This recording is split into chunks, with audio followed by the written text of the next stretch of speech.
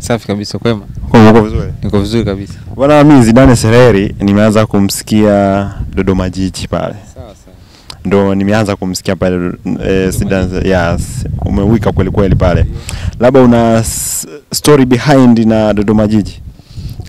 Maisha yangu ndo nilipoanzia pale. Nadhani nilianzia nikiwa timu ya vijana under 20, baadaye nikapandishwa senior team Dodoma Jiji. Kwa safari yangu ya mpira nadhani ilianzia Dodoma Jiji. Na watu wengi walinifahamu kupitia Dodoma Jiji.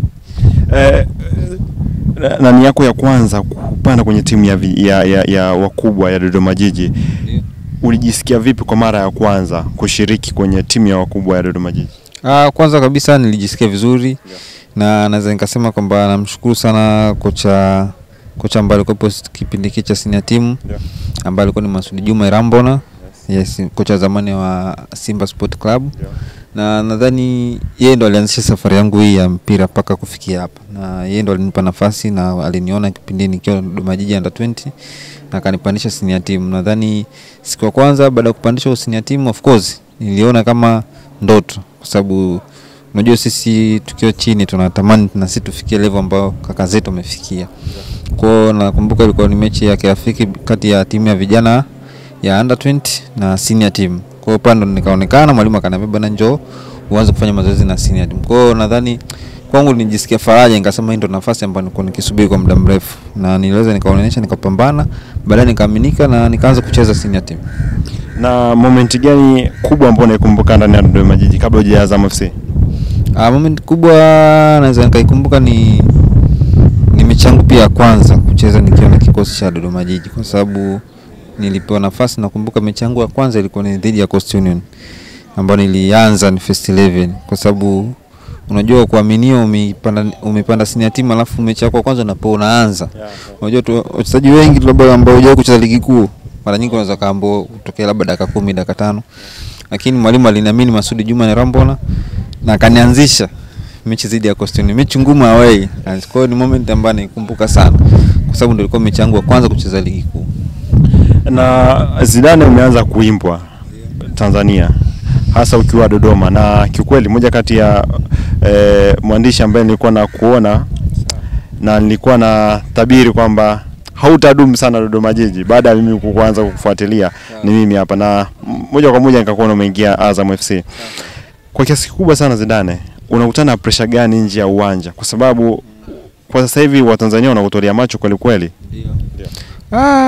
Pressure ni kubwa, kwa sababu unajua ukishakuwa unacheza, tuseme ukicheza katika hizi ligi yetu ishakuwa kubwa, na ukiangalia ligi yetu sasa hivi wanafuatilia watu wengi sana.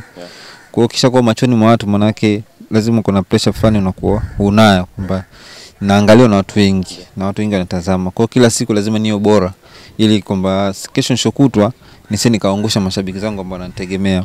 Ukishakuwa unaangaliwa na watu wengi, manake inakubidi kila siku kila ambacho unachokiona wewe kizidi kupanda zaidi. Ile kiwa unashuka kajisawa, manake unazidi kuweka tafsiri mbaya machoni mwa watu ambao wanakutazama. Kwa hiyo naamini kwamba nachotaka kufanya ni kuongeza zaidi ya hapa nilipokuepo. Pambane, nicheze, yani nionyeshe kila ambacho ninacho ili kuendelea kuaminika zaidi. Maisha ndani ya Azam FC yako vipi? Maisha ya Azam FC ni mazuri kwa kweli. Siwezi kulinganisha na sema nilipotoka. Kwa maisha ya Azam FC napata kila kitu kwa wakati. Namshukuru Mungu, akili na relax, nafanya kazi kwa ubora zaidi. Unaenda kushiriki michuano mikubwa barani Afrika, na ni kwa mara ya kwanza Zidane. Kwa wewe ni jambo gani lipo akilini kwako? Lakini pia ukiangalia ni moja kati ya mchezaji ambaye umeingia kwenye vitabu vya historia vya Azam FC. Kwa mara ya kwanza wanafuzu kwenda kombe la shirikisho barani Afrika.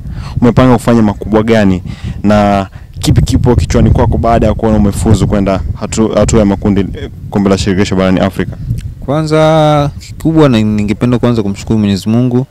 Hii ninaweza ngasema ni bahati, na nafasi ambayo nipata ni nafasi kubwa sana. Ukiangalia unajua tulipotoka tuko tukiyaona tu mashindano haya, na tuko kitazama na mimi siku moja nitakuja kushiriki mashindano makubwa kama ya Afrika. Kwa kwangu ni nafasi kubwa, na kitu cha kujivunia zaidi ni nashiriki mara kwanza. Na sio mara kwanza naenda kuweka historia na Azam FC, ambayo ndo tumeenda kushiriki kuingia hatua ya makundi kwa historia ya club. kwangu mimi naweza kusema ni nafasi kubwa sana na nafasi ya kipekee ambayo nimepata.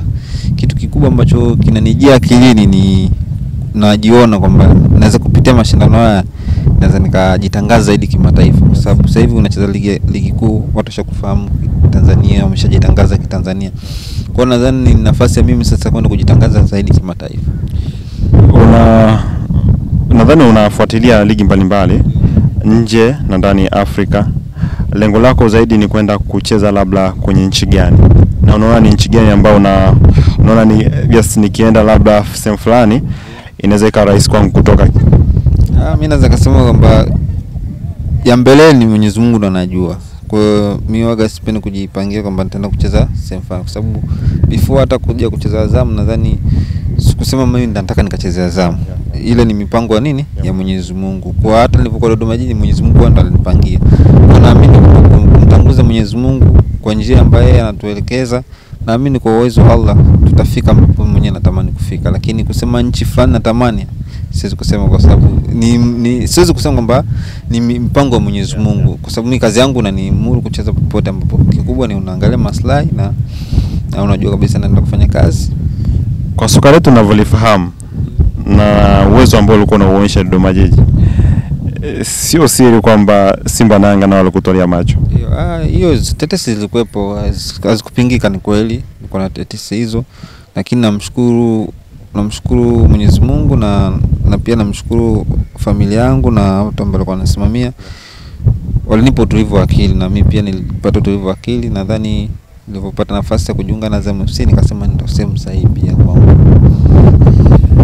Zidane nikikuangalia tunaona ni mtu wa soka, na hata kama uchezi soka ila unalifuatilia. Yeah. Pale England timu gani kidogo unaondoka nayo? Manchester United. Ndio mmeanza ligi.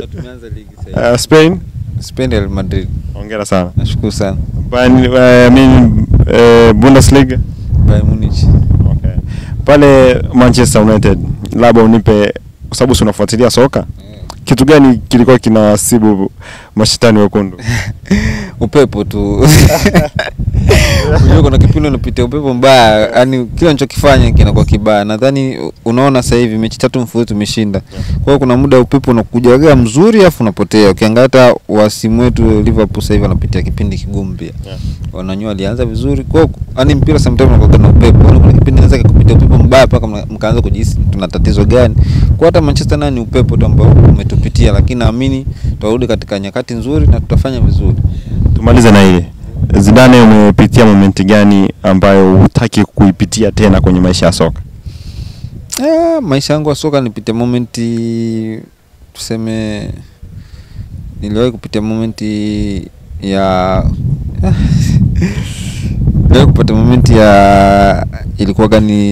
ilikuwa kabla sijaanza soka. Yaani nilikuwa niko kwenye soka lakini nilikuwa katika underground. Nilipata nafasi niende kujiunga na Mbeya City, lakini sitofahamu nikapita changamoto ya kuumwa. Kwa ile mazingira ya kuumwa ikanifelishaga mimi kujiunga na Mbeya City, kwa sababu nilikuwa mtu kwa timu mtaani. Kipindi Mbeya City ilikuwa chini ya Amri Said. Kwa alinipenda Amri Said na akaniona, kaniambia kijana tukakaa naye, akaniambia basi utakuja kule uanze timu za vijana afu baadaye nitakupandisha senior team. Kwa hiyo nikajisikia faraja sana, lakini sikufanikiwa kwenda kujiunga kwa sababu nilipata matatizo pale katikati. Ni moment ilinichukua muda, lakini namshukuru Mwenyezi Mungu kwa sababu Mwenyezi Mungu pia anakupitisha katika kipindi kigumu ili kukuwekea mazingira mbeleni mazuri zaidi. Kwa hiyo ni moment ambayo sitamani kupitia, kwa sababu kuna namna fulani inaweza kukurudisha nyuma.